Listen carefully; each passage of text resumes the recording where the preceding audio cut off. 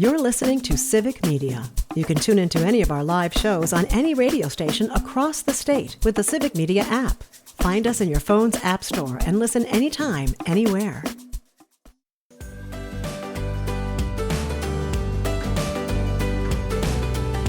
And welcome back. It is the WXCO Morning Report, 98.9 WXCO, online at WXCO.FM, mobile devices and Alexa by searching WXCO, and on the Civic Media app. And it is the first week of the month, into the month of October.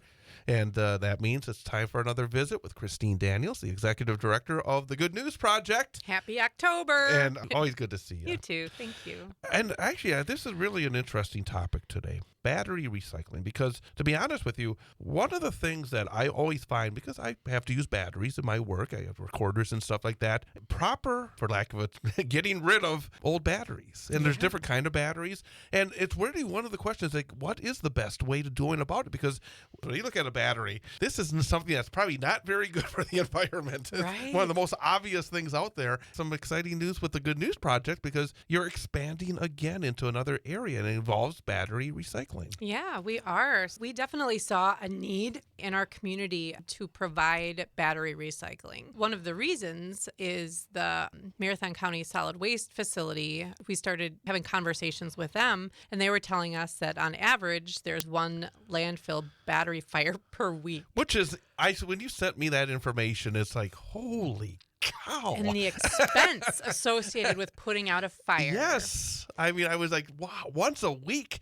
And something else you added there, sometimes these fires, if they get going, they can, good luck trying to keep it limited, because if you're turning the wrong way, that fire can be pretty big pretty fast. Yeah, right? for sure. So they tell us that the fire department, if they get involved, it can have a cost of about $15,000 per fire. And if it spreads enough and gets into the methane return system, that can be an expense of over $250,000. So people don't think about that when they are throwing their batteries away. And you can't do that. Right. I mean, you look at it, and even if you toss a battery into a weight, you hear that sound because it's weighted. It's like, you don't do that. It's true. There are a lot of details associated with battery recycling, however. So there are certain kinds that really need to be, because they are hazardous to your health and hazardous to the environment. There are others, like a standard alkaline battery that does not need to be recycled. Those can be thrown away in your regular household garbage. I still feel guilty doing that, to be honest with you, because I do. I mean, those alkalines. I do too. I mean, it's like, I'm thinking there's got to be a better way than this. But you want recycling to be energy efficient, right? And so you have to be able to recover the good stuff efficiently. And when it comes to alkaline batteries, it would take more resources being put into the process than what you would actually get out of it. So that's one of the interesting things when you were sending me this information I looked at, and I think it goes to a lot of the different kind of activities that Good News Project is involved in, and other folks that are trying to do what's best for the environment, that there's often a criticism, the cost analysis involved. You look at that. We do. That was one of the interesting. You looked at that. Yes, in a perfect world, you would want to be able to properly, recycle or put in the proper space the alkaline batteries, but the cost analysis was made. You do think about that, don't you? For sure. Oh, yeah. A lot of research goes into it. And, we go to the experts. We talk to the people that have been doing this or who are specifically in that industry to better understand, what our part could be in the whole process. So when we decided to go ahead and offer rechargeable battery recycling, we wrote a grant to the Community Foundation, and we were awarded a Marathon County Impact Grant to move forward. And that allowed us to get the proper scales and supplies and a shipping container that's on the exterior of the building and has a fence around it, because you don't want something that is so potentially flammable inside of your building. And real fast on this as well, and another note that you kind of again jumped out at me as I was looking at it, the as somebody that sometimes looks at the odds when it comes to some different things. 1 in 1 million. Holy cow, that's big. But you have some very interesting information about the human impact on this. Oh, yeah. So what you're talking about, the 1 in 1 million. Yeah. I'm trying to find that one spot specifically. The failure rate of lithium batteries, 1 in a million. But because there's so many, and you just think of how many lithium batteries are in our lives at this point. So it actually is pretty significant. And it's not, it's not good for human health when those things erupt and the amount of toxic gases that are released from them.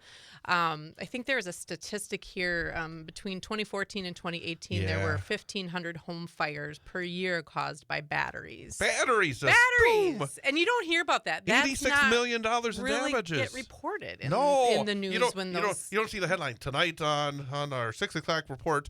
Battery leads to major fire. Yeah, no. But recently, I think I've heard maybe twice in the news in the last 3 months locally of where that was named as the source. Yes. Jeez. And I thought, interesting. Now, it's your timing is good. It's very good. Yeah. So we do charge to take in batteries. And last Friday was our very first rollout of the program. And for the first day, we thought it was decent that we received 38 pounds of batteries that need to be recycled. And we do charge $2.29 a pound because there is this whole process that we have to go through once we take it into our warehouse. They have to be sorted by type. The terminals must be taped so that they're not touching one another. They have to be moved out into a different area.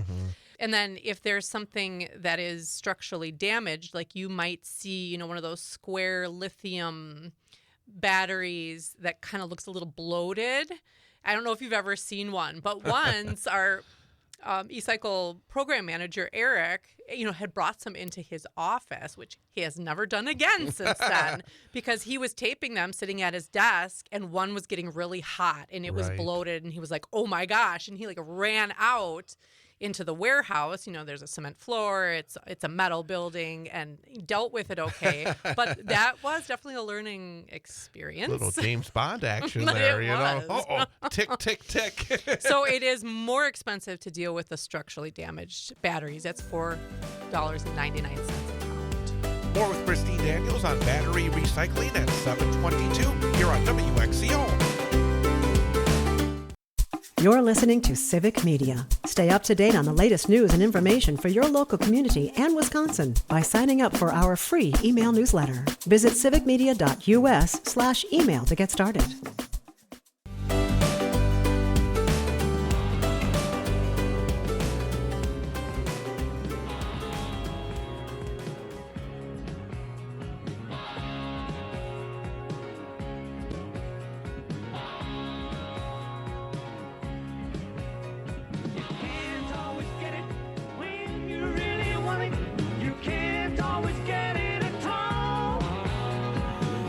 And welcome back. It is the WXCO Morning Report, part of Mornings with Pat Kreitlow on 98.9 WXCO, online at WXCO.FM, mobile devices and Alexa by searching WXCO, and on the Civic Media app. Along with Ian Welsh, I am Chad Holmes, and we are continuing a conversation, as we do every month, with the Executive Director of the Good News Project here in Wausau, Executive Director Christine Daniels. And one of the other, and again, I'm jumping around here, and I hope I'm not throwing you off here a little bit, but I did find interesting how these batteries are recycled. I know, isn't that fascinating? Yeah, that's good. Could you talk a little bit about that? Because I think people would be very interested in that aspect of it. Yeah, so once they end up at a recycling facility, so our end recycler, who's in Onalaska, Wisconsin, they ship to a facility in Nevada. And they actually go through the process of discharging the batteries of their energy, and they neutralize any remaining charge. And then once they're discharged, they go through a shredder to break the materials down. And then the main materials involved are plastics, copper, aluminum foils, electrolytes, and a mixture of leftovers that they call black mass. And it's this dark, sandy texture mixture, and it contains materials from cathodes and diodes. It gets kind of scientific, and but they call that the meat of the battery, and that's where the important materials that can be reclaimed are, in that black mass. So then it brings the process brings the materials down to a molecular level, so that they can be reused indefinitely, really.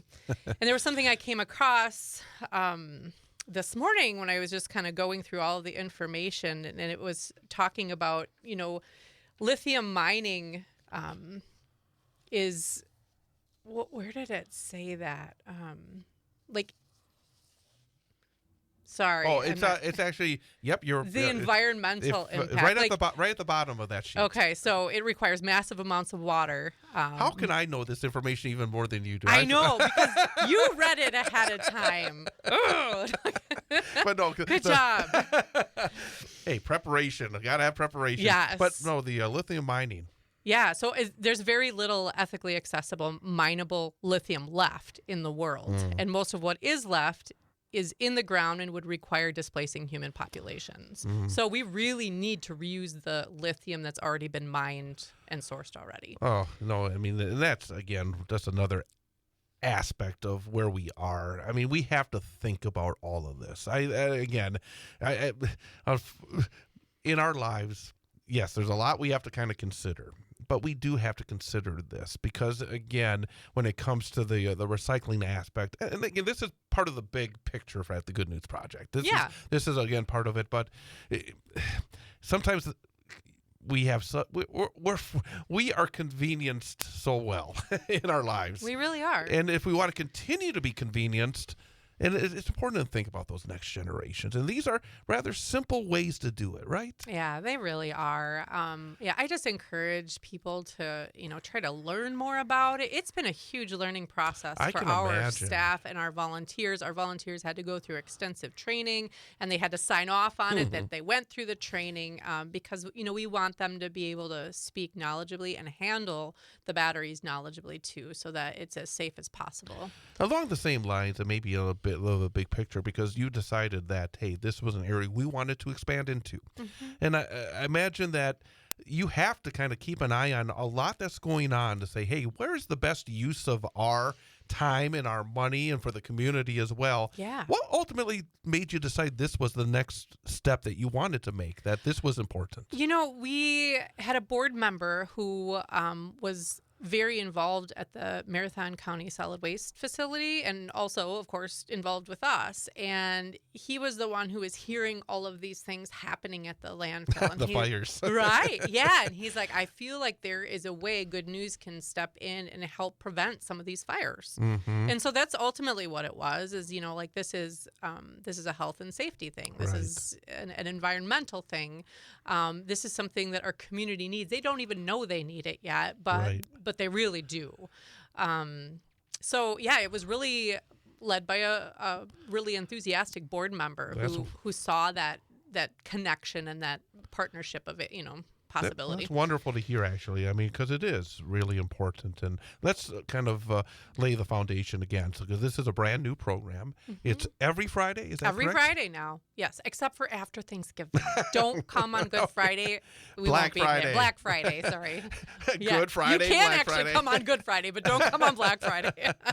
So, again, that's every Friday. Just started last week. Yes. And, again, let's underline the distinction. Okay. The recyclables as the rechargeables. My mind It's was okay. like Yeah. the rechargeables compared to the alkalins. No on the alkalins, Yeah. but all recyclables important. Yeah, to so recycle. you still bring your electronics recycling. We're open for that every day. Every Friday, we still charge 49 cents a pound for that. Now we are also including the acceptance of rechargeable batteries. The cost is $2.29 a pound every Friday from 9 to 4 at our facility at Wausau. Fantastic. That's really, really cool indeed. Maybe less fires at the landfill. Yeah, I hope so. 38 pounds worth just ended up at our facility and not in the ground. Hey, so that's cool. That's the goal is that'll be the low end. We're gonna Yeah, grow that exactly. every Friday. I think we will. There you go. Well, Christine, always wonderful to have you come on by. Thanks, Chad. You'll be back next week talking again about the SEEC, right? Sustainability Committee. So we will see you next week. Sounds great. Fantastic. Again, Christine Daniels from the Good News Project. And again, anything else we want to know about the Good News Project before we wrap it up? We have so many things to talk about, but we'll wait till November. Okay, very good. We'll see you next week. All right, thank you. Christine Daniels, Executive Director of the Good News Project in Wausau. And again, today being Friday, get those batteries over there. So many good things that they do at the Good News Project. We're going to take a time out, have the Farm Report, bottom of the hour information update, and then more of Mornings with Pat Kreitlow here on 98.9 WXCO.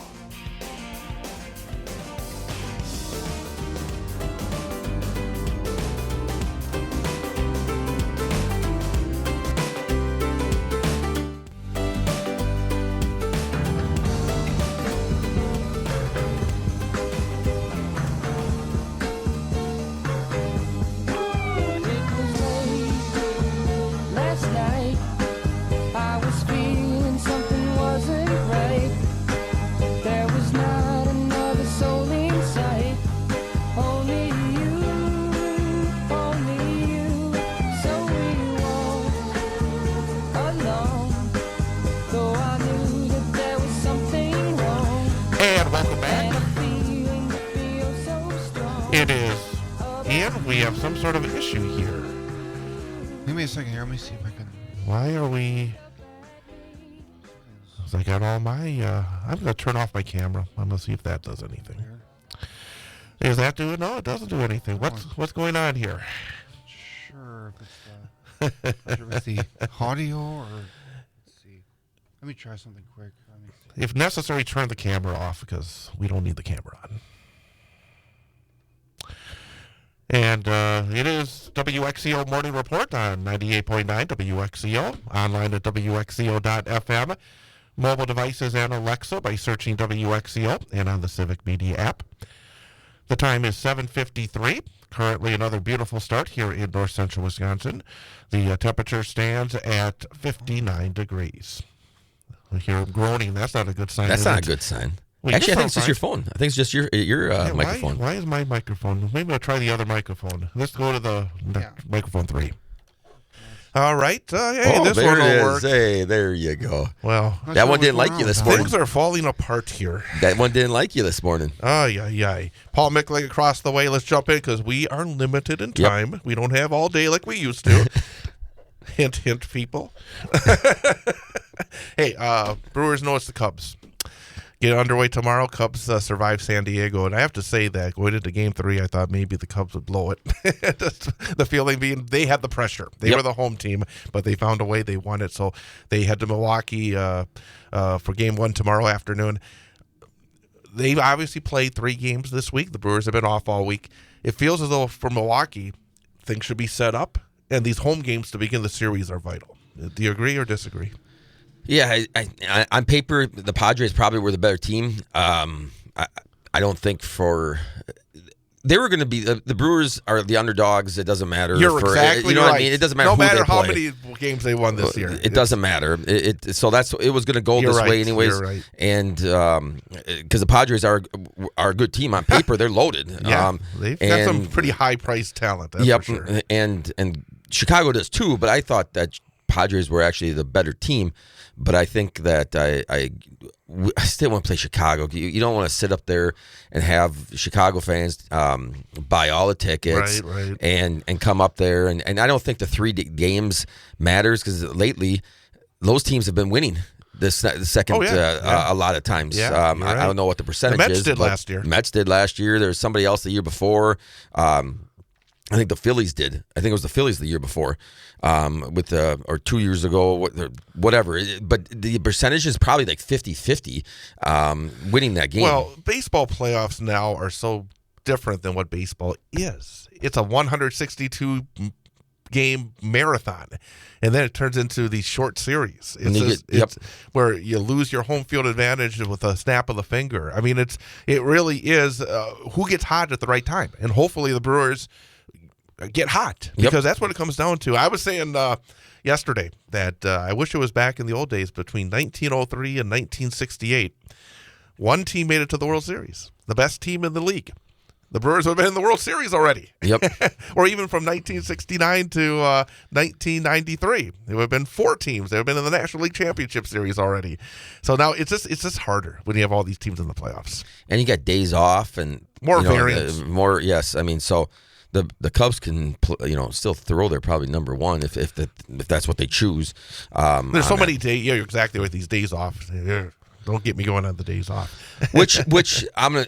For Milwaukee, to be honest, though, Milwaukee actually helps. Milwaukee helps this year, and because they don't have all those guys healthy right now, so I think it actually works out for them, and they're going to use their whole bullpen.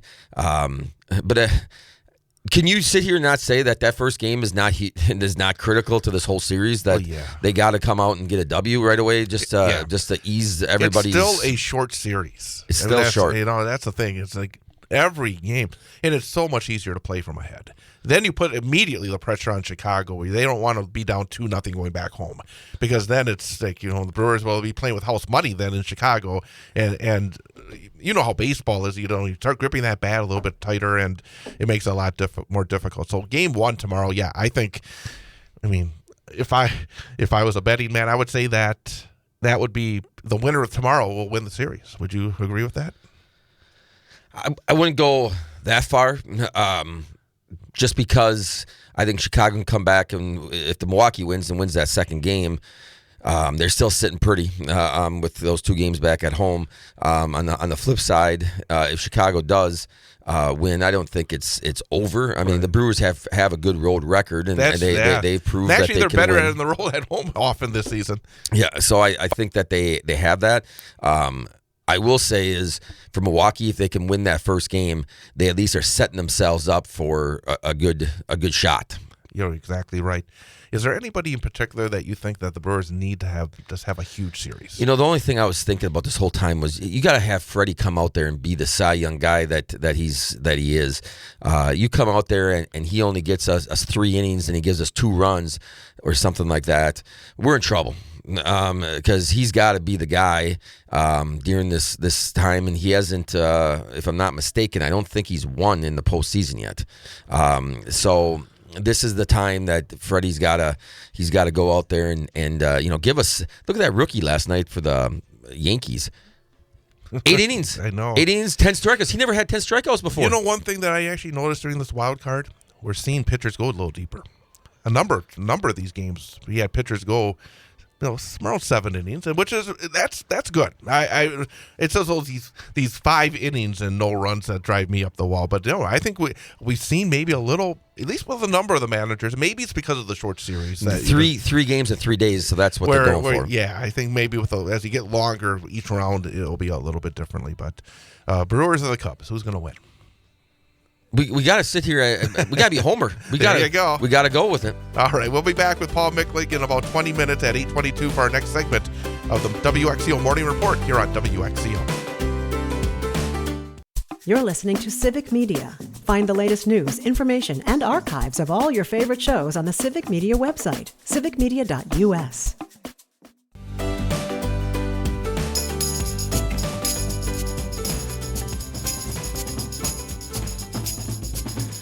And welcome back. WXCO Morning Report, part of Mornings with Pat Kreitlow here on 98.9 WXCO. Getting ready for the weekend, talking some Wisconsin sports with Paul Michlig. It is 8:23.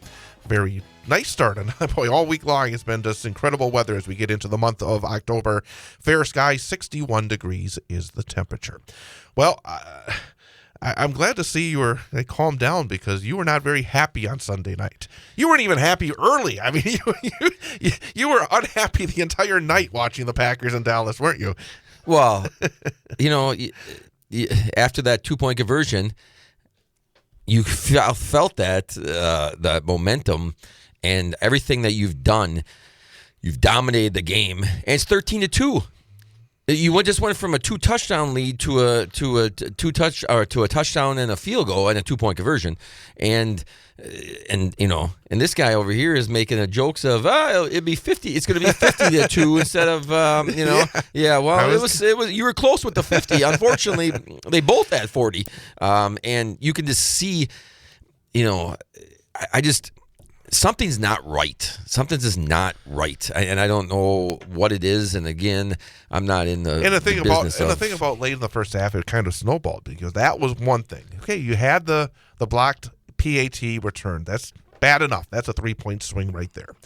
But then it's still 13-2. They get the football back around midfield. They have a chance to make it 20-2, and then they got kind of cute with their play calling. They had a 3-and-out, and then all of a sudden they give up a touchdown. And then this inexplicably they gift Dallas the final touchdown in the first half, and you're down going into the intermission. It was a case of. It was a clown show, basically, for the last part of the second quarter, wasn't it? Yeah, I mean, you're talking about that possession there. I think they actually end up getting one first down, and then they end up having to go back to like the 40-45 when they're doing that. And if you go in there and score and you're up 20-2, then again, now you're talking about 3 touchdowns that lead, and now you're feeling better.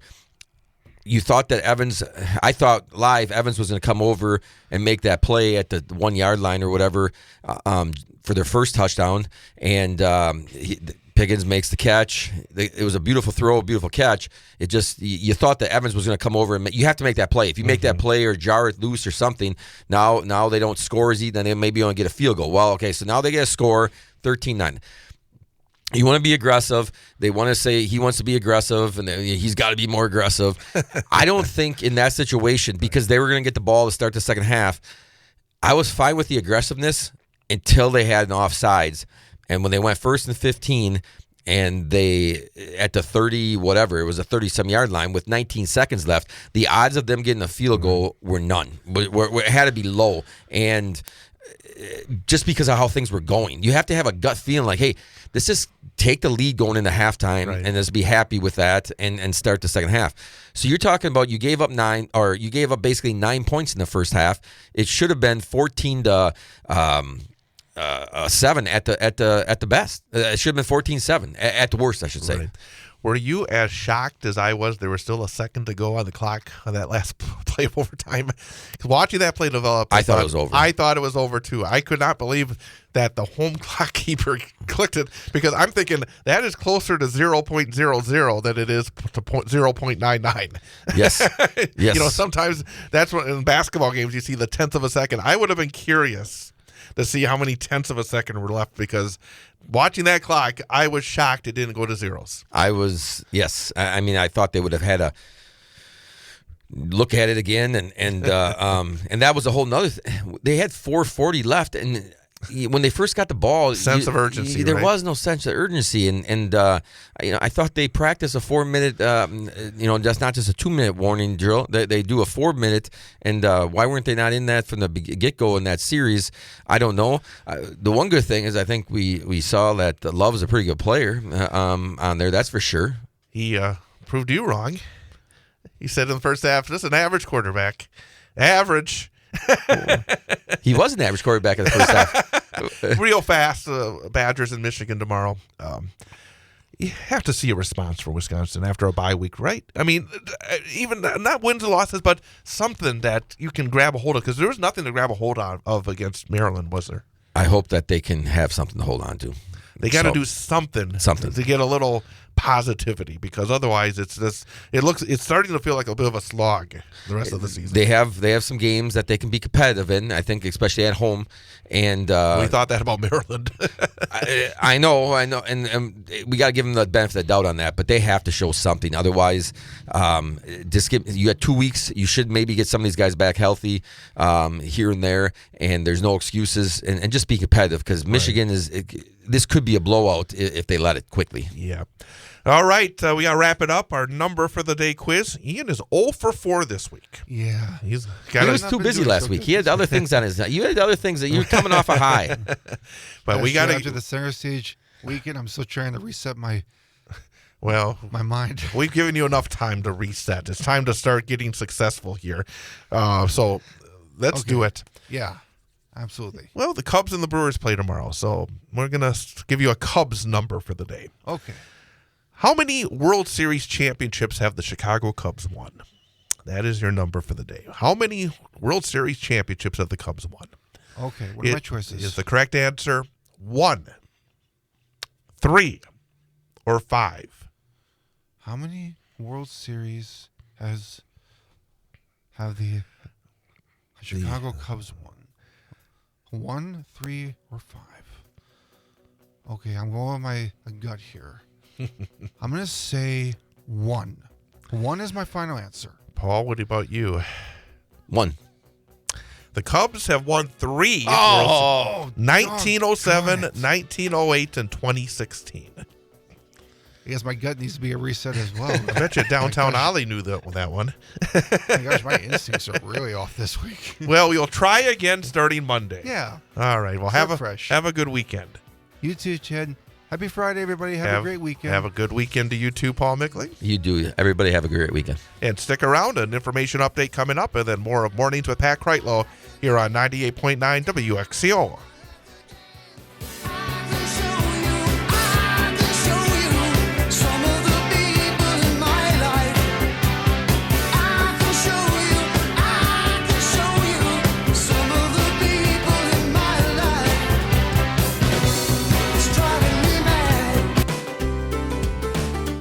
The national news cycle never stops, but it can be hard to find news about your local community. Civic Media is dedicated to providing quality local and state news coverage across Wisconsin. With the Civic Media app, you can get notifications about local stories that matter to you and your community. Find the free Civic Media app in your phone's app store and choose notifications from the menu to tell us what kind of news you want to hear about.